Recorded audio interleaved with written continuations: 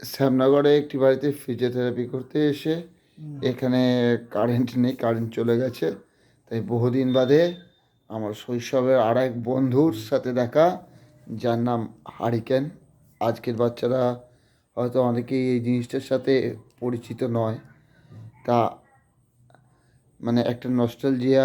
আমরা যখন পড়াশোনা করতাম, হ্যাঁ, এর আলোয় আমরা পড়াশোনা করেছি, এর আলোয় আমরা বড় হয়েছি। আলোকিত হয়েছি কি না জানি না। তা বহুদিন বাদে এই হারিকেন বন্ধুর সাথে দেখা, হ্যাঁ, তাই আপনাদের জন্য ভিডিওটি তুলে রাখলাম এবং আপনাদের কাছে পাঠালাম। তা তখন কারেন্ট সেইভাবে ছিল না, পাখা, আমরা যখন পড়াশোনা করছি পাখাও ছিল না। আজকালকার বাচ্চাদের পাখা চাই, এসি চাই, ইনভার্টার চাই, আর আমরা মোমবাতি, লন্ঠন, হারিকেনে পড়াশোনা করেছি। যাই হোক, ভালো থেকো বন্ধু।